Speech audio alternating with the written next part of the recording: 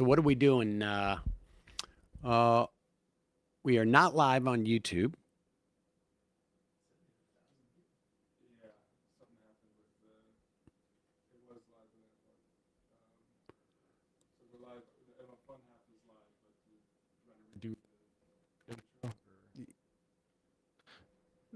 I don't. So I don't follow. the show somehow didn't start up the main show. So the fun half was live, but the main show was not.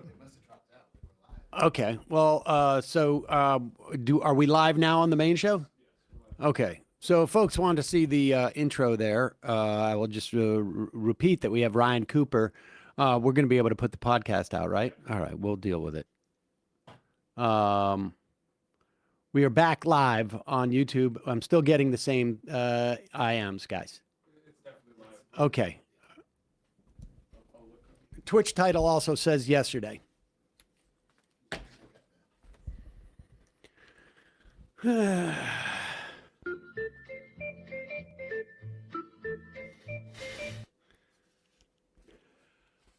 week, ladies and gentlemen. Long week here. Brian went to Benihana's last night, so he's a little bit wiped out. Yeah, me and all the vets. We went to Benihana. We got 3 Benihanas. There you go. Okay. Crazy radical lunatic says, Sam, you sound like a disappointed dad. Well, everybody's doing their best. And just being corrected from yesterday, I tried to remember the name of the doctrine of discovery, which in a phone conversation we had yesterday with somebody talking about the ongoing project of colonization that is this country. And the doctrine of discovery was still remains within the context of our laws in this country, not necessarily statutory, but as ruled upon by the courts, last cited by Ginsburg in 2005, I think. And it wasn't directly the doctrine of discovery. It was how the doctrine of discovery became canon within the context of U.S. law. And she cited that, if that makes sense. All right, let's get to the big story of the day. Well, the second big story of the day. In some respects, they're related because, as you know, the government, they're going to vote on restarting the government today. It's also going to require Mike Johnson to swear in Grijalva. I'm sorry, I can't pronounce it. And Grijalva. And Mike Johnson's going to swear her in. At that moment, there'll be theoretically 218 votes to force legislation to the floor, and it's going to take a couple of days. I think Johnson has a couple of days after that vote is made, or that petition is addressed. And then eventually the House will vote on whether to release the Epstein files. Then remember, that legislation will go to the Senate, and the pressure will be on the Senate. And who knows, they may never take it up. In the meantime, investigators on the Government Oversight Committee, House Oversight Committee, Democrats, I should say, released emails that were written by Jeffrey Epstein. And there's actually a couple other emails sort of embedded in these emails, right? Like you email me, I reply to you. I can see both your email to me and my email. Here is Caitlin Collins teeing this up. Is CNN breaking news. All right, we do have breaking news in the Jeffrey Epstein investigation. Democrats on the House Oversight Committee, minutes ago, literally, releasing emails that they say were written by Jeffrey Epstein that explicitly, specifically mention Donald Trump by name and in context that we really haven't heard before. Let's get right to Caitlin Collins, who's got this reporting. Caitlin, what are you learning? Yeah, John, these are emails that show Jeffrey Epstein mentioning Donald Trump by name multiple times in private correspondence that he had with people, including Ghislaine Maxwell, obviously his longtime associate and accomplice, and also the author Michael Wolff, in a time span of about the last 15 years or so in these emails. Now, these are coming out from the House Oversight Committee. They had issued a bipartisan subpoena to Jeffrey Epstein's estate, John, as you know, earlier this year. And so they've gotten their hands on a trove of documents. And these are emails that included Jeffrey Epstein on them. They were sent either to him or from him that mentioned Donald Trump before he was in office. All right, let's read these emails, and maybe we can put them up on. You have these tear sheets, right? And let's be clear, like, there's no way to read this where it doesn't look like Donald Trump was certainly knew what was going on. Never mind that they were best friends. And I think, on CNN, they're just going to let the emails speak for themselves. And you can. Here is the first one. This is from GMAX 1. That is Ghislaine Maxwell. No, this is from Jeffrey 2. Oh, no. I'm sorry. The first one is. Oh, no. Yes. The first one is. Okay. The first one on the thread. So we're going to read from the bottom up, I guess. Right. The first one is from Jeffrey Epstein. His email was G vacation. No? Or, yeah, G, I guess. Jeffrey Epstein. I don't know what his middle name is. Vacation. To GMAX.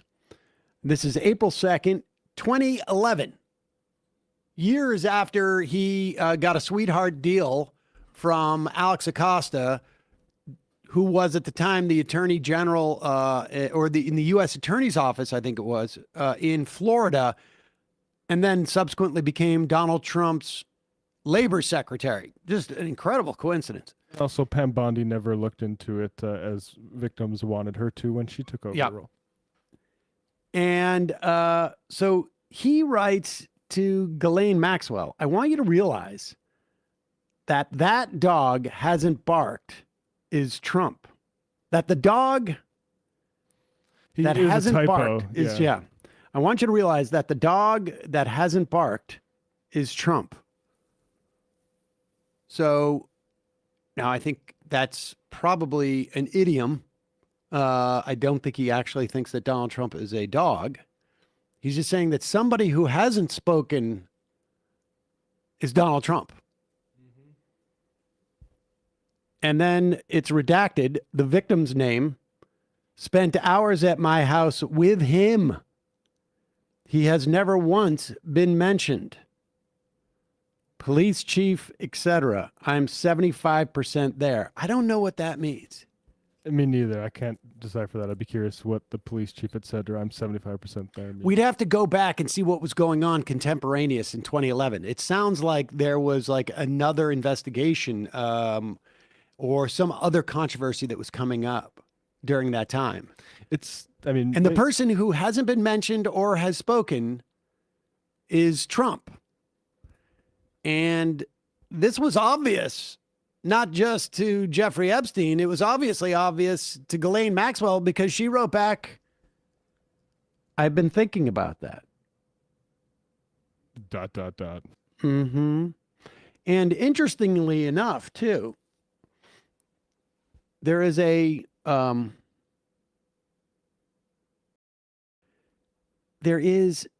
something else in this that I can't quite figure out why, but underneath his email is a what do you call it? Like a disclosure that you see when you get stuff from attorneys. The information contained in this communication is confidential, may be attorney-client privileged, constitute inside information, is intended only for the use of the addressee. It is the property of Jeffrey Epstein, unauthorized use. He's really covered his bases there. That's in all my emails when I send for booking requests. There you go. Yeah, exactly. But you should take off the part where it's Jeffrey Epstein's property because people get Right. really freaked out. That's why we have trouble booking people. BrianVacation.com. That name used to have juice in this town. Exactly. So, okay, that's 2011. Now let's jump to January 31st, 2019. And of course, Donald Trump is the president. And Michael Wolff is sort of canoodling around with him.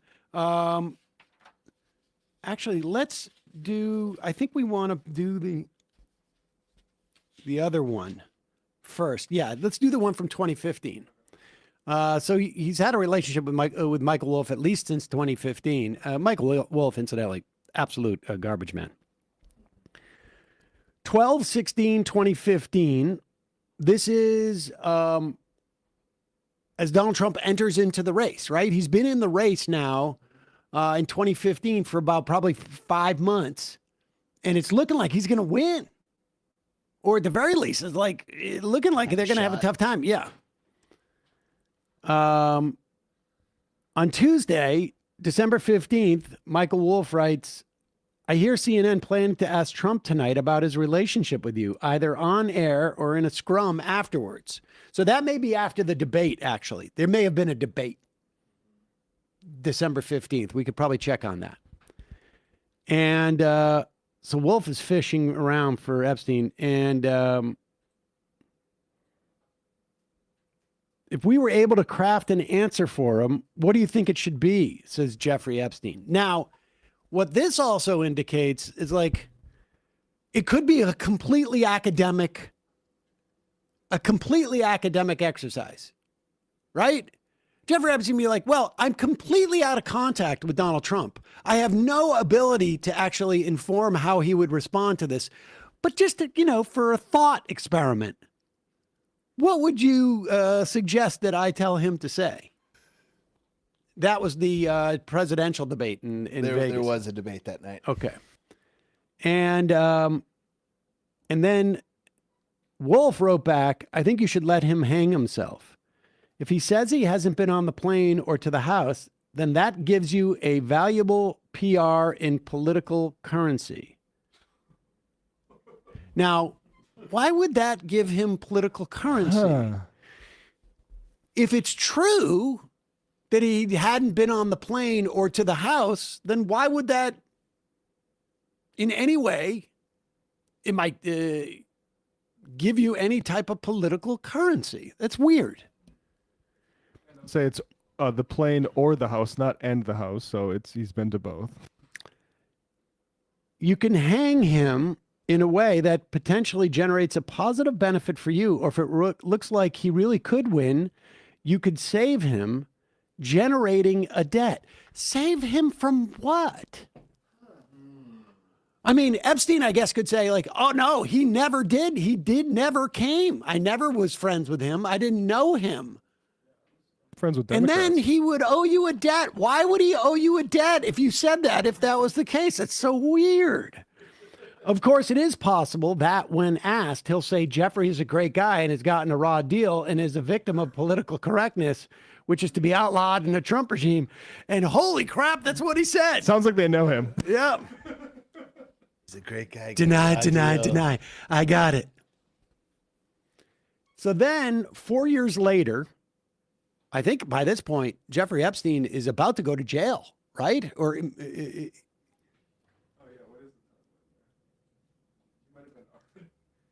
January 31st, 2019. I think he's about to go to jail.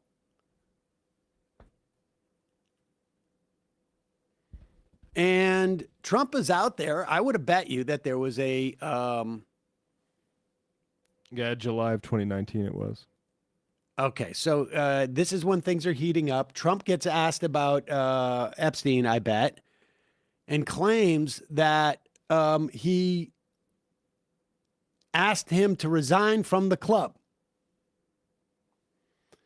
And so Epstein writes to Michael Wolff, something victim Mar-a-Lago. It could have been like regarding blank Mar-a-Lago. Then there's another long redacted thing, a whole sentence. Trump said he asked me to resign. Never a member, ever. So he was never a member of the club, ever. Trump probably made it up. I asked him to resign as a way of like pretending like they had a falling out. And then he says, of course, he knew about the girls as he asked Ghislaine to stop. Now, he asked Ghislaine to stop what about the girls? He's complained that they stole a girl. Like, I think he said that, Yes. right? Virginia Yeah. Giuffre. But he asked Ghislaine to stop, which means it was ongoing. And he knew it was ongoing. We don't know why he asked him to stop. Maybe he was just mad. Like, how come I keep hiring all these young women that you keep taking? But if he knows that Ghislaine is getting them, and essentially, like, I don't know what he thinks that Ghislaine is doing other than trafficking them. And he says, stop. He's a real Bruce Wayne. Not never do that again, but rather stop. I'm calling Stop the the cops. ongoing thing you're doing that I am aware of.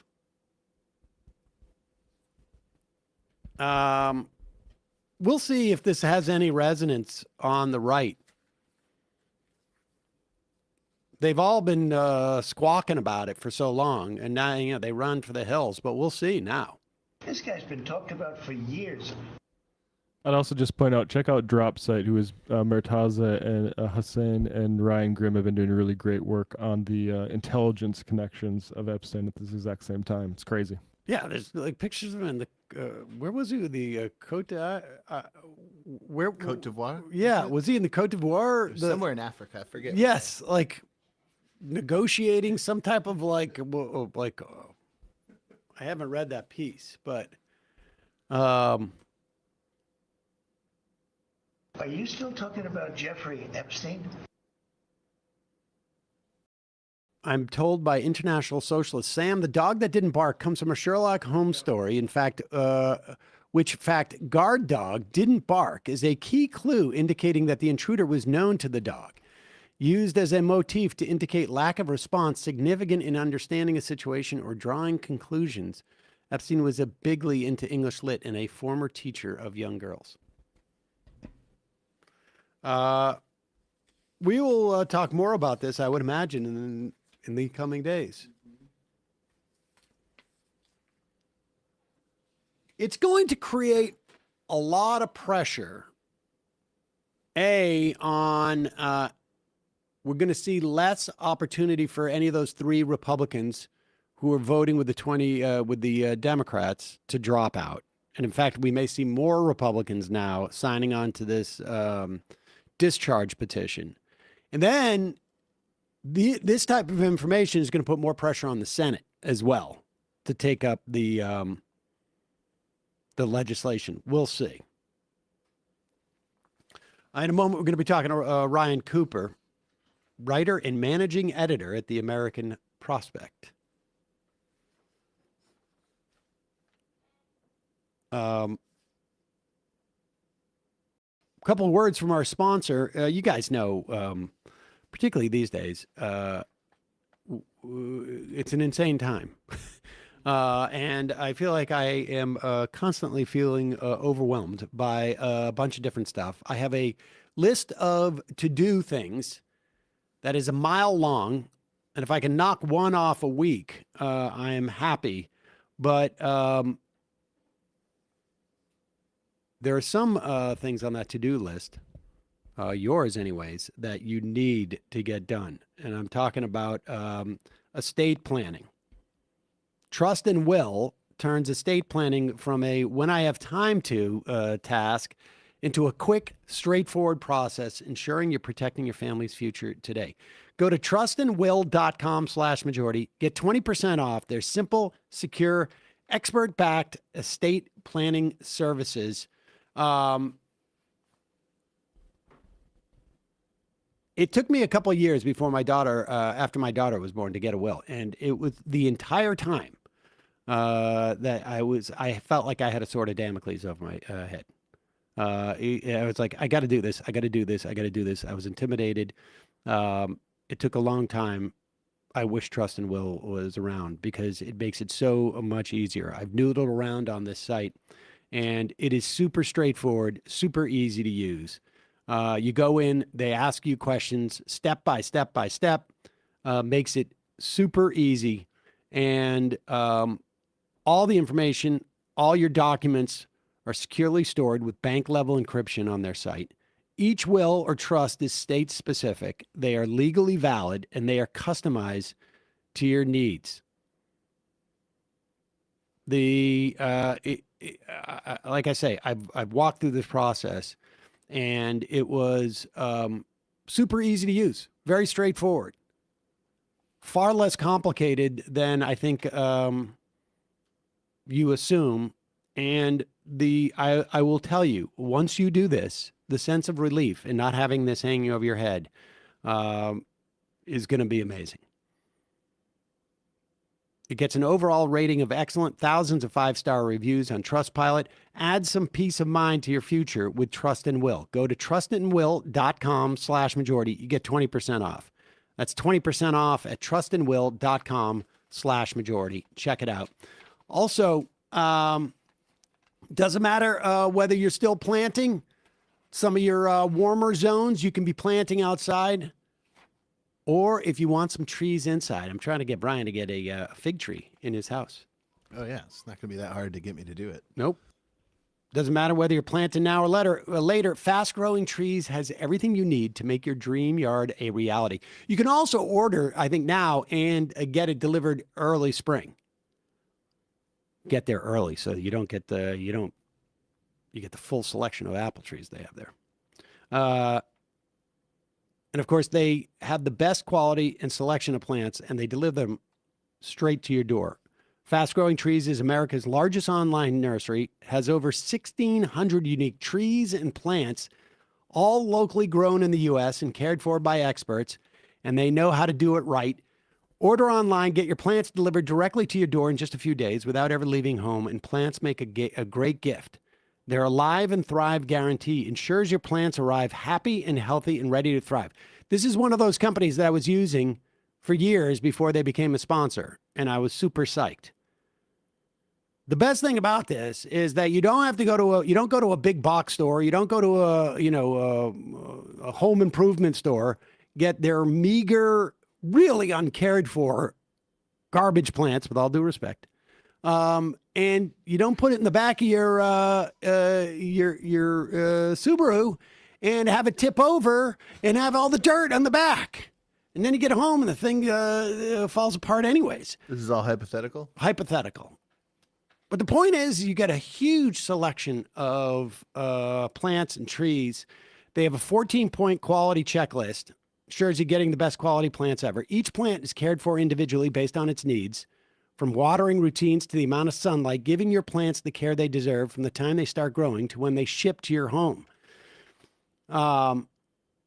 Fast Growing Trees makes it super easy to order online. Your plants are delivered, like I say, in just a few days. No experience necessary. At Fast Growing Trees, every plant comes with instructions and tips.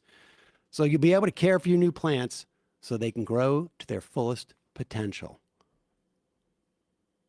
I mean, Hosea pears, bloomerangs, those are amazing, actually. You should look that up. A bloomerang? Yes, it is a lilac that blooms both in April and in July. This season, they have the best deals for your yard, including up to half off tons of plants and other deals. You get 15% off your next purchase when using the code MAJORITY at checkout. That's 15% off your next purchase at fastgrowingtrees.com using the code MAJORITY at checkout.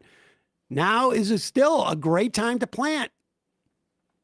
Use Majority to save today. Offer is valid for a limited time because they get in there, they establish for their roots in a couple of weeks, they go dormant, and springtime, they're off to the races.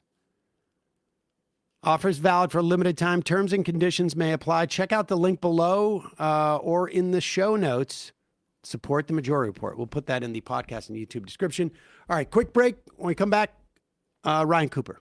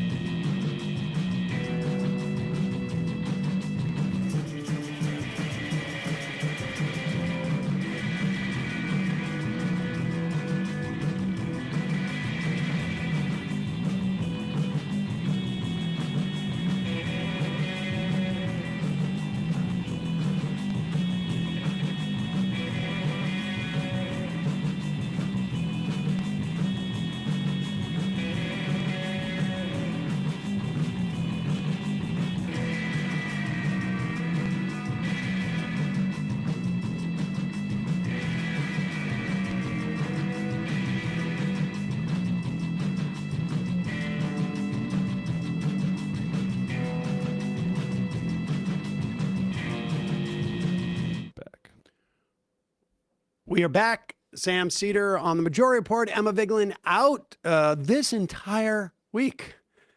Yeah. Joining us, welcoming back to the program, Ryan Cooper, writer and managing editor at the American Prospect. Ryan, welcome back to the program. Glad to be here. So I've been wanting to talk to you about this piece that you wrote over a month ago now. And then since then, you've written a couple of pieces I wanted to talk to you about. So I figured we roll them all into one. But you made an argument, I think maybe in part in response to Matt Brunig's piece over at The Argument. Making the case for the socialist case for antitrust. And some of these ideas that, I've been talking about for a while, but I wanted you to walk us through this, particularly relevant in that, and you had mentioned that Lina Khan had supported Zohran Mamdani, and she was officially appointed co-chair of the transition team. I guess it was last week. So obviously Mamdani both respects her as an administrator, but also in terms of like the type of people that she is going to be oriented towards when they start to fill out this administration. But just for a starting point, give us a sense of what Matt Brunig was writing, because he was writing a review of something that Barry Lynn had written. Barry Lynn is sort of, maybe, I think it's fair to say, like the godfather of the sort of more modern antitrust revival movement. I mean, Lynn was at this, I think we interviewed him on this. I think I may have interviewed him at Air America, but certainly in the early days of this iteration of the Majority Report, talking about antitrust. Yeah. So, Matt, who I respect a lot and I consider, a good friend of mine, he is coming at it from a little bit of a different angle for me. So he's talking about this book, Cornered. I think it was written by Lynn in 2010. And, the book makes some good points, about how consolidation can cause, problems in the marketplace. But I do think, one of Brunig's points is well taken in the sense that I think that Lynn and some of the antitrust crew, they tend to think that you can get everything that you, want to get politically with just antitrust, kind of overstate the case a little bit. And so Brunig's saying that, antitrust is no replacement for the welfare state, because that's his main thing. And, that's fair enough. But what I'm saying is that, insofar as you have a, market, an economy of any sort, whether it's capitalist or socialist or whatever, a market is an important technology that can be useful depending on the context. But one of the lessons that the antitrust people teach us that is totally correct is that markets don't work without regulation, and they don't work without regulation in particular to create competition. Because like otherwise all the sort of, econ 101 stuff about how markets are supposed to produce good outcomes, like, low prices, high quality, all that sort of thing, that just doesn't happen. And so, actually, one thing I did, ironically funded by Matt Bruning, was I traveled to Greenland, where they have a whole bunch of state-owned companies. The biggest company in the country is called Royal Greenland, and it's owned by the government, and it does fishing. It employs like 10% of the workforce of Greenland, but it's not a monopoly either. They have private sector competition, and I think that serves an important purpose for Greenland, and that it keeps the state-owned company honest. And I think an even more relevant example of the value of this sort of the markets as a technology that are basically created by the government is in China. You look at how does China do antitrust, and they do antitrust with a sort of a public option almost. They have a bunch of state-owned companies that participate in the EV and the solar space, and in the battery space, and they also extend all of these low-cost loans to different regions. And the intention of this is to create lots of different companies that will then compete like cats in a sack, to create, the lowest cost, the highest volume of solar, EVs, whatever. And they've just totally dominated. You look at Chinese solar production and installation, and they're beating the rest of the world put together. It's like 60% of the entire global production and installation of solar panels. And they went from like 0 to 60. It feels like this happened in the past like 6 years, essentially. It did. It probably was, probably closer to 10, but nevertheless. All right, but let me just back up just a little bit here, because sure. Just so that folks can understand the sort of the nuance here. The antitrust folks argue that concentration of economic power is both problematic in the economic realm because it doesn't produce the best outcomes in the market. It corrupts the markets.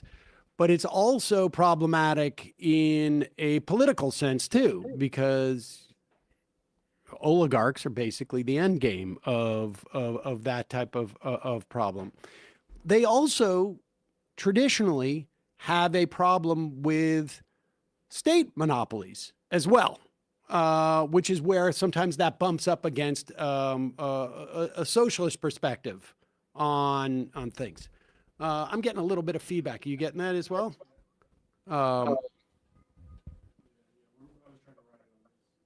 Okay. I don't know what that is.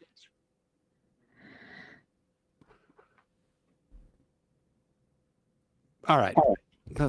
You know what? Can we? Should I reconnect here? All right, we're going to take a quick break and fix this. Apologies, Ryan. No.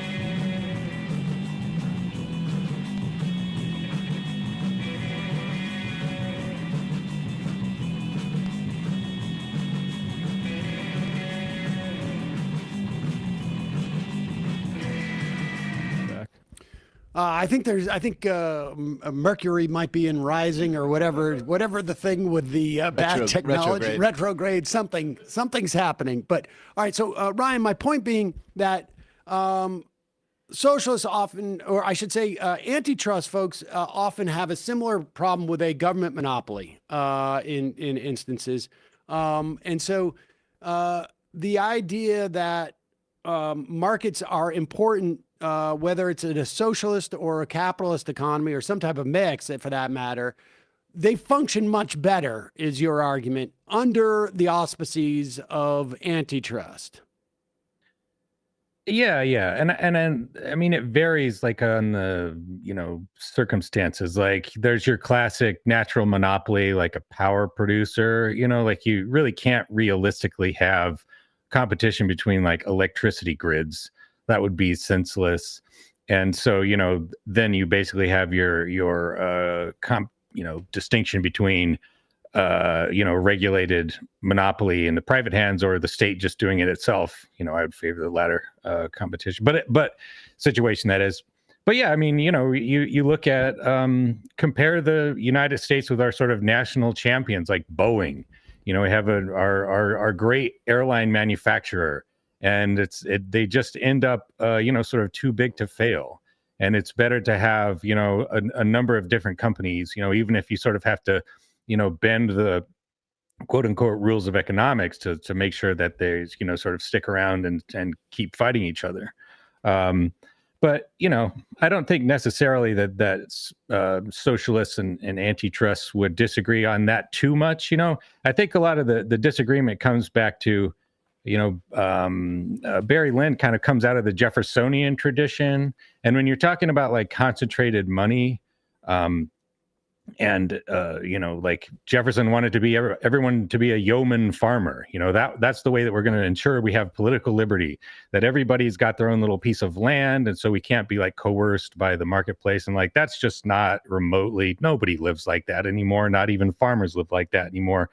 I think again, Bruning has a point in that like concentrated economic power is bad. Like big monopolies are bad. Elon Musk is bad. You look at the level of oligarchy in this country has gone completely crazy. But if you really want to get like hardcore equality, antitrust is not going to get there. You look at like the heyday of the New Deal in the the 40s and the 50s. It was still a highly concentrated ownership class of people. They owned a lot less as a percentage of the economy, but it was still the case that like the bottom, 40-50% of Americans owned essentially nothing, maybe a house, but not like, big chunks of the great corporations and so on. And to get something like that, you would need a more socialist policy, like a social wealth fund, like what Bruning says, that the government like owns all the companies, through the stock market, and then holds those in trust like on behalf of the whole population. But again, speak to also as a the function of antitrust in the context of if one wanted to get to a some type of more socialist economy or full-on socialism. I don't know where we stop, at what point it becomes, actually socialist as opposed to, where along that line of a mixed economy we get to. But regardless of where your endpoint is, talk about the utility of antitrust in that journey. Yeah, so I think it's just something that as a socialist, I would think as far as keeping the, market sector of the economy sort of thriving and dynamic and not dominated by a bunch of sluggish, behemoths that are like managed very improperly. In my reporting on business, I think that there's kind of economists talk a lot about efficiencies of scale, that if you have a bigger company, then by definition, you're going to have a more efficient company because you can like buy larger quantities of supplies and so on. And I think that's true up to a point. I think you see a lot of just terrible mismanagement in companies that get so big that they just have like many, many different divisions and they don't really know where their profits are coming from. And so to keep, business sort of streamlined, you want to have them broken up into sort of reasonably logical sectors, and to have like at least 3 to 4 to 5 competitors for each one. You're talking about like cell phones or something like that. And to just make sure that the economy is ticking over. And if you're a socialist, one of those things could involve the public ownership of companies, like Zoran's idea of starting up a city-run grocery store in New York City. That's kind of a crazy place to compete because that's a really cutthroat industry with very low margins. But on the other hand, if you're ambitious, and you want to prove that you can make this work, it's not crazy. There are places where the market is not serving the population of New York. There are food deserts in New York City where, because of the low income of the neighborhoods and so on and so forth, that there are not, fresh vegetables that are readily available at a decent price for New Yorkers. And that's something the city absolutely could do if it were sufficiently determined and competent. This is something that cities all across the world have done, including in red states. I think you may have discussed this before on the show. Yep. But there's little Erie, Kansas, I believe. They got a little city-run grocery store, and it's because the only private one closed up. And so all the Packies in New Hampshire are government-run. Yeah, it's not a crazy idea. It's just a question of competence and determination, and that's.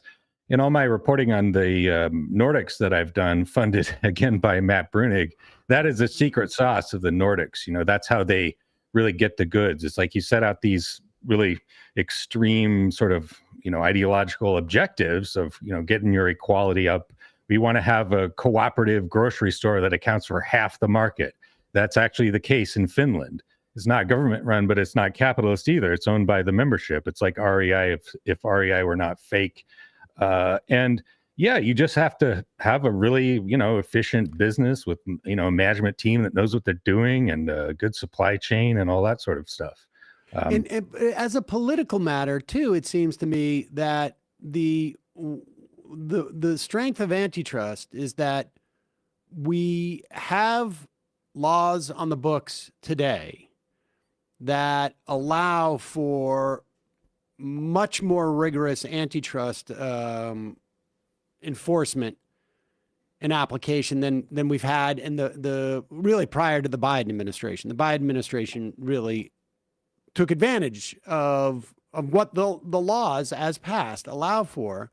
And ostensibly, it seems to me that if you have rigorous antitrust, you theoretically should be able to disempower some of the most powerful political players because they've gotten so because of their ability to concentrate wealth. And any further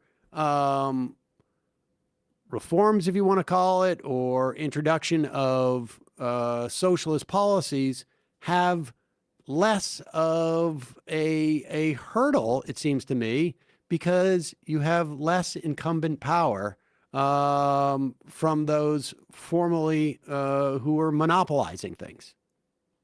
I think that's absolutely the case. One thing Brunig mentions in his article is that, he thinks that antitrust was appealing to, the Democratic Party because it allowed you to do something that was egalitarian without having to propose new benefit programs or to raise taxes. And I think there's probably something to that. Like Democrats have been allergic to, welfare and taxation, the real like penny ante stuff. Like Clinton raised it on the rich a little bit, Obama raised it on the rich a little bit, but the type of broad-based tax increases you would need to fund a proper welfare state, Democrats don't really like to think about that. On the other hand, if you think that antitrust doesn't, inspire corporate rage, like you are definitely wrong. The whole of Silicon Valley was driven to an absolute frenzy of hatred by Lina Khan. And, I think if you can really criticize them for anything, it's that they didn't go hard enough, that they did a lot of enforcement and stuff, and it did a lot of good. But it did not fundamentally break the power of these giant oligarchs.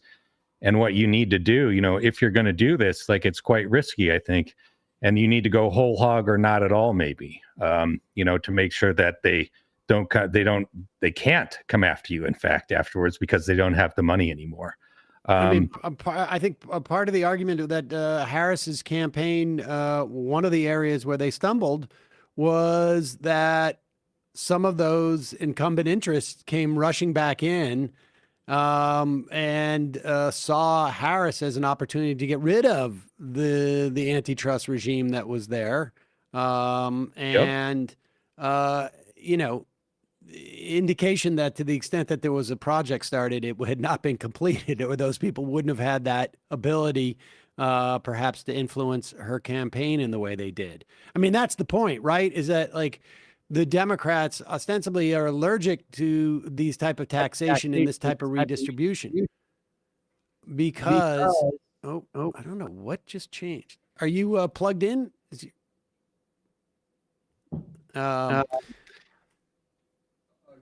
To that redistribution, and because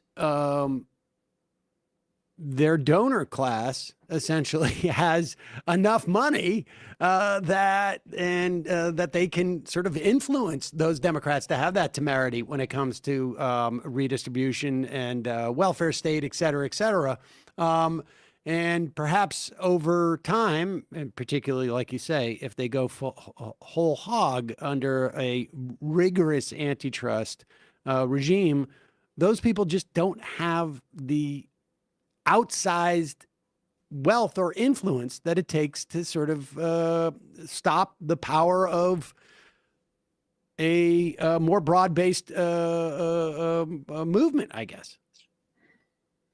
Yeah, I would love to see someone, I forget who it was, Jim Fisk, I think, said of Teddy Roosevelt, like that we bought him and the son of a B word didn't stay bought. And that he did a lot of antitrust stuff after, promising not to, or taking money to that effect. But yeah, it's I feel like, Democrats have thought they could sort of have their cake and eat it too, as far as big money and doing sort of quasi-populist policy. That like we'll sort of nibble around the edges, but at the same time, when it comes for elections against Donald Trump, we'll run back to Reid Hoffman and the rest of our sort of pet billionaires and ask for contributions because he's like bad and whatnot. And yeah, I think that was a foolish bet, that it didn't work out. A lot of these same, a lot of formerly liberal billionaires, people who at least made liberal noises, like Elon Musk even was not nearly such a crazed reactionary back in like 2018 when he was posting, LGBT content on formerly Twitter. And yeah, I think my definite, where the antitrust people I think are definitely correct is that, it may not be the case where, you'll never get to full equality where all the citizenry has an exactly equal proportion of the national wealth with antitrust. But I do think there is a level at which wealth concentration becomes like a national security emergency, that it's actually not, not only impossible to have a functioning democracy, but like you will have crazy policy that some of these billionaires will go out of their minds, and they'll have so much power that they'll be able to just devastate the entire country. I mean, basically that's my story of Elon Musk. Right. It's a guy who just directly interferes with American national security policy, going and saying to Ukraine while they're like under attack by the Russians, like, we're taking your internet, and they don't even do anything to him because he has too much money. It's like, okay, nobody should be allowed to have that much money. And nobody should be, again, to the antitrust point, we should not be so dependent on one guy's companies with their federal contracts for the military and other agencies that we don't have any other options. And he's just got the whole government over a barrel. It's totally unacceptable.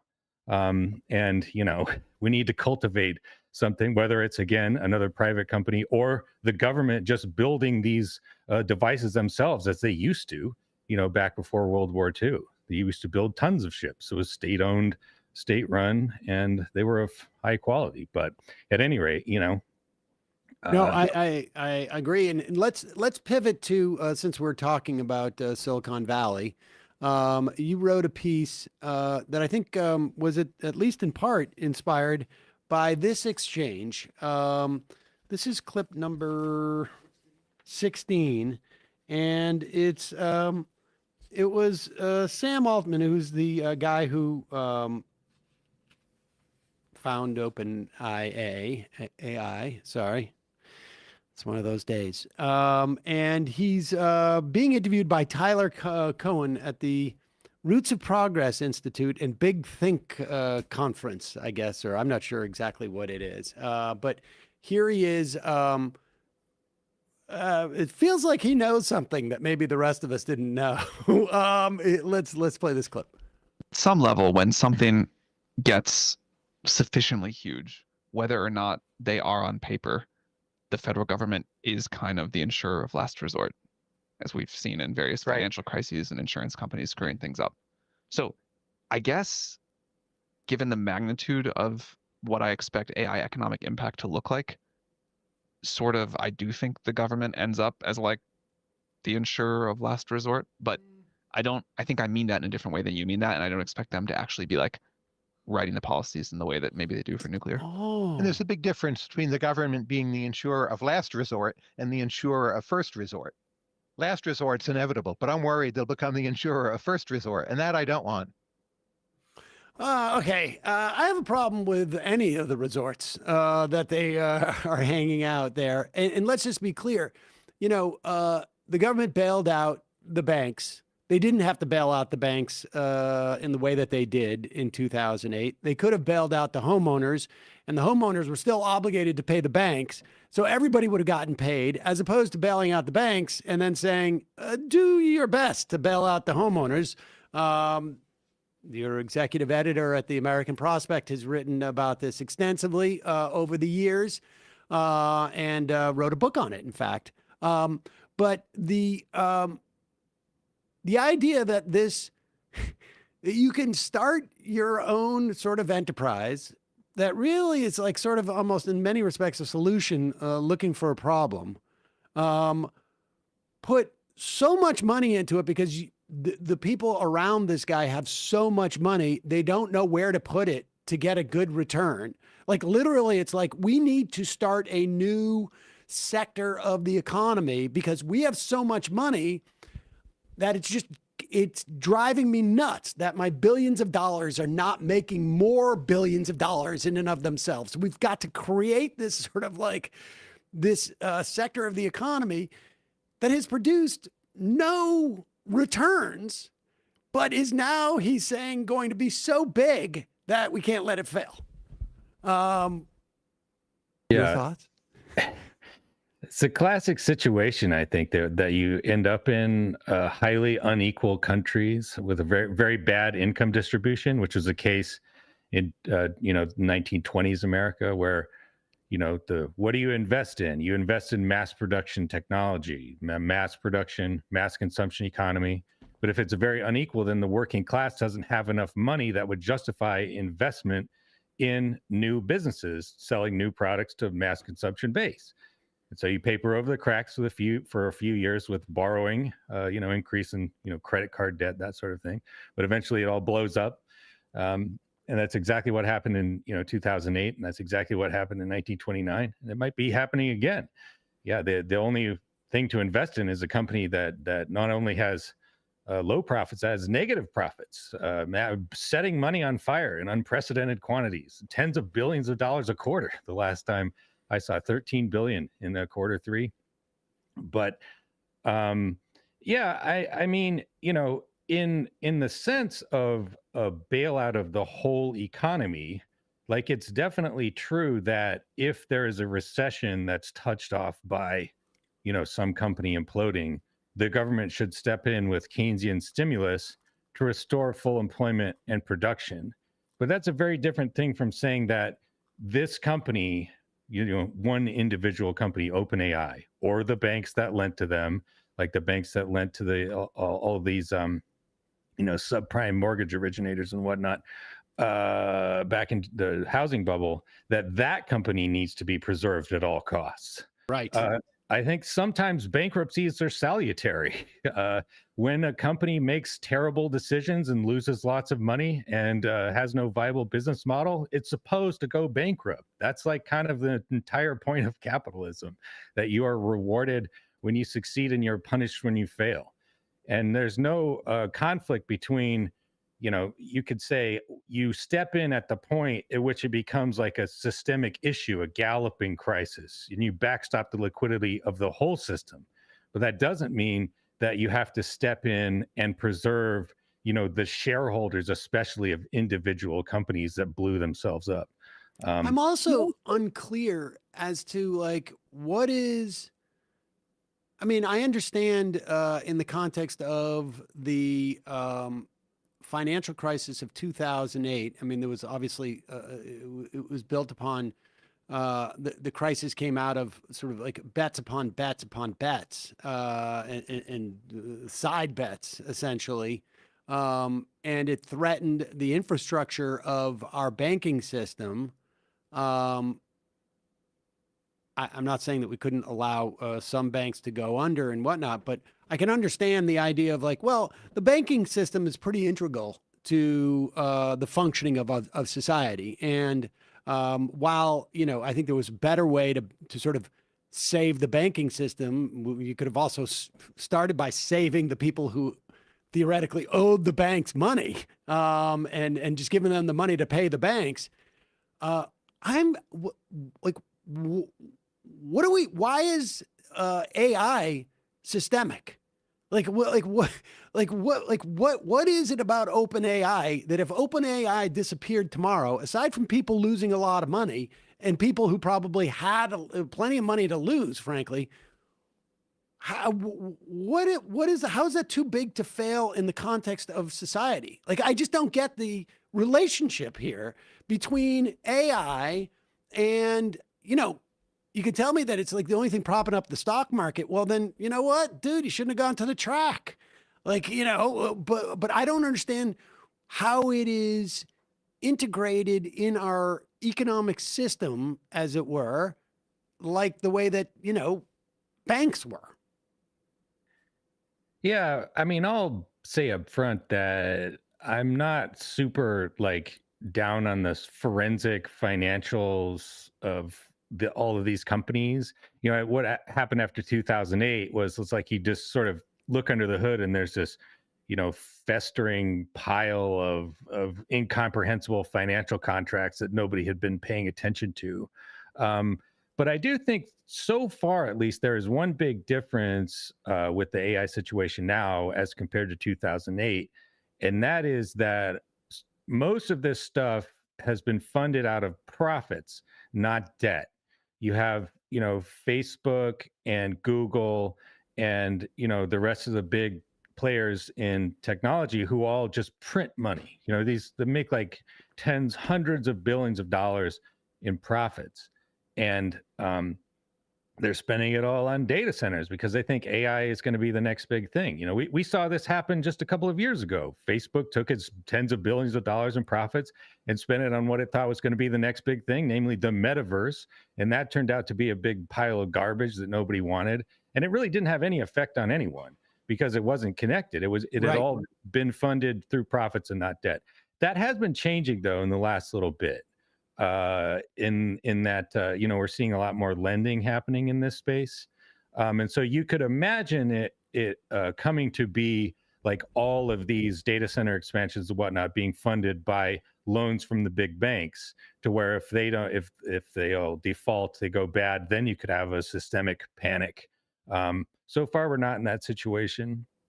And yeah, again, just as you said, if it does happen, you'd hope that financial regulators would clamp down on this to stop them from making terrible loans that are going to blow up in the first place. I don't think Trump's I'm gonna do that. sure the Trump administration financial regulators are definitely on the job to make sure that there's no loans going to all of the people who put him in office.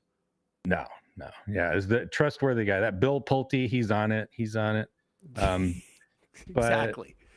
Yeah, I mean, Russ Vought is trying to bankrupt the Consumer Financial Protection Bureau. Does the FDIC even work anymore? Like, who like theoretically would it be regulators at the Fed? Like who would be? Is there any Is there any sort of like active regulation of the banks right now? They already like sort of loosen capital requirements? I mean, to the extent that there are regulators there, they just seem to be in charge of shutting down the regulation machine. Yeah, we saw Trump's guy at the SEC basically say, come on, fraudsters, we're not going to enforce these rules anymore. Biden was really, Gary Gensler was harshing everyone's mellow with all, by putting people in, prosecuting them for committing crimes. We can't be having that, not in this country. It's a good question as to who would be nominally in charge of this. I guess it would depend on how the financial contracts were structured, because like it might be the SEC, it might be the CFTC or the OCC. It's a great thing about American government, by the way, that we don't have one financial regulator that would just be like, okay, it's this guy's. No, we got to divide it up in like 4 or 5 different agencies. Much easier to avoid regulation that way, I suspect. Yeah, and then there's more, seats for Trump's cronies, to be more positions that can be filled by various goons. You got to have a nice diversity of goons in your second Trump administration. You can't just have one financial clerk. Mission accomplished in that respect. All right. Well, one last thing you wrote this week. Time for Chuck Schumer to step down as leader. We're hearing a lot about that. It's been something that I've been also talking about for, I don't know, how long has he been Senate? When was he nominated? We have a giant tapestry about it in the studio. Yes, listener, like in the last, like 4 cycles ago, the Chuck stops here, I think is the poster. But my sense is, that there is sort of like, I mean, I think Bernie Sanders said this, like, who's going to be leader if he's not doing it? It seems like nobody wants that job except for Chuck Schumer. Yeah, I mean, I'm not, sort of party to the internal discussions among the Democratic senators, but he does seem like he got the job basically by promising that he would not, as Harry Reid did before him, force them to do anything. Yes. Honestly, that's why he is like that's why I say he's a concierge. Like he's not there to lead. He's there to provide like, Broadway show tickets, or do you need like, I got a great place that'll buff your shoes. Like he's not doing anything as a leader. I mean, he's doing maybe some sort of rotating villain calculations, to make people line up to eat it on these votes and make sure that they're either retiring or that they're going to be up for re-election in the longest possible distance away. But yeah, I mean, it's just, I would like to point out, by the way, that I wrote this article before the big Democratic cave from the 8 senators to reopen the government and give millions of dollars to Ted Cruz. We should say that the millions of dollars to Ted Cruz, it's not just a clean CR. There's a couple of things that have been snuck in there, including one that basically wipes out hemp farms that produce any type of hemp that has 0.1% THC. Or don't want to get demonetized, or and also another provision that allows senators who were maligned by the response to January 6th to sue the government for like up to like $1 million. Is that what it is? I don't know the details exactly, but yeah, people who are subpoenaed by Jack Smith, they can now get damages for basically being implicated in a treasonous plot to overthrow the Constitution. They're now getting paid for that. It's a great. Not exactly. That is not exactly a deterrent. to doing it again next time. Yeah. But that, it's true that what Bernie said, that nobody wants to do it. It's a thankless job. The party sort of doesn't even exist in the way that a European party does. Like, there's no way to discipline these senators, more or less, because they don't have, it's not like back in the old days where the party would control their funding and whatnot. It's just people freelancing for the most part. But it seems to me, the reason why the Republicans have a lot more discipline, in addition to them being a much more homogenous party, right? I mean, there's really, like, you don't have to guess. If you take 10 Republican voters, there's 8 of them, and you could probably list exactly what their positions are on just about any issue. I mean, it's quite simple. And maybe it's 9 out of 10. You could guess. So they don't have that. They have, they don't have the same sort of like a big tent, as it were, of ideological difference and policy difference. But they also don't have seniority in their amongst their ranks. They don't go by seniority, and so there's an opportunity for the leader to go like, "Hey, guess what committee you're not." You're no longer, you're not the chair of this committee. Or, hey, you're not going to be on this committee. And it seems to me like that's the leverage, right? I mean, you can exercise some party discipline because there are, in fact, some goodies that you get if you toe the line. And Harry Reid, again, was able to impose some measure of party discipline.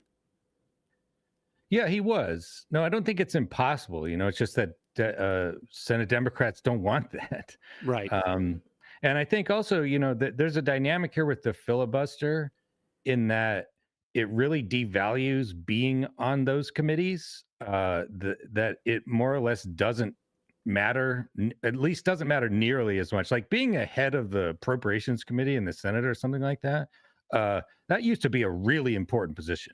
That'd be people like waiting on your beck and call, and you could really govern, you could direct resources across the country, you could make a big difference. And that's kind of not really the case anymore. When you don't pass normal legislation, the normal budgetary stuff, and instead ash through in these continuing resolutions or these reconciliation bills that are 3,000 pages long and just stuffed with everyone's pet projects that have built up over the last, couple of years, it makes it less attractive. But I do think, fundamentally, it's a characterological thing. Republicans are part of a movement that is, contesting for power. They have a leader, Donald Trump, who tells them what to do and will threaten their lives if they don't. And he literally does that. Mitt Romney was spending $5,000 a day on security. And Democrats just don't have anyone like that. There's not a sort of party leader who, has sort of like risen to the top to make the case for here's what we should do.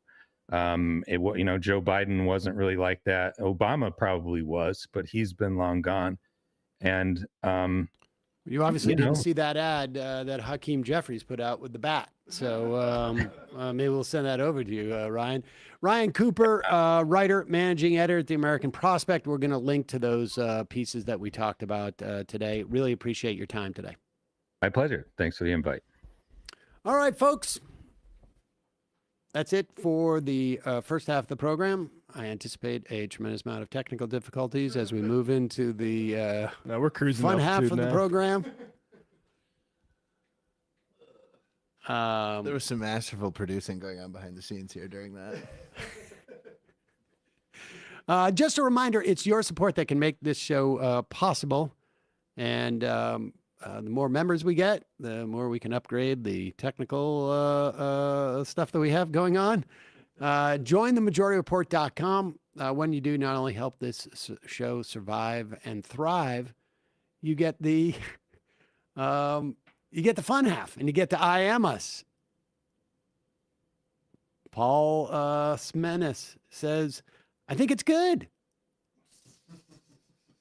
I think it's good. And And also, don't forget justcoffee.coop, fair trade coffee, hot chocolate. Use the coupon code majority, get 10% off. And you can buy the Majority Report blend.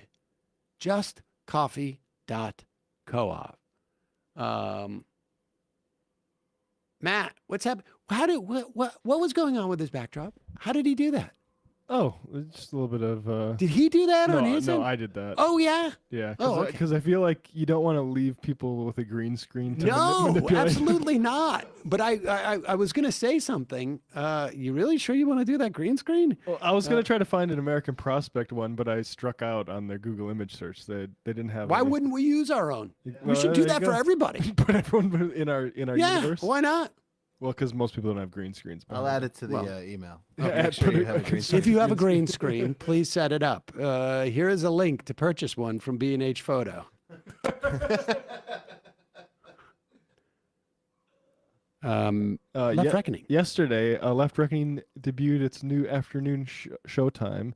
Catherine Liu talking about the PMC and Nick Boland talking about orphan wells in Oklahoma, because it turns out that all those risk takers that give us our energy in the oil industry don't actually like to clean up after themselves, and they depend on you to clean up their the wells that aren't producing anymore. So great interview there. Go subscribe to Left Reckoning on YouTube. Okay, let's go to the fun app. 3 months from now, 6 months from now, 9 months from now. And I don't think it's going to be the same as it looks like in 6 months from now. And I don't know if it's necessarily going to be better 6 months from now than it is 3 months from now. But I think around 18 months out, we're going to look back and go like, wow. What? What is that going on? It's nuts. Wait a second. Hold on for a second. Emma, welcome to the program. Hey. Matt. What is up, everyone? Nomi Key. You did it. Let's go, Brandon. Let's go, Brandon. Bradley, you want to say hello? Sorry to disappoint everyone. I'm just a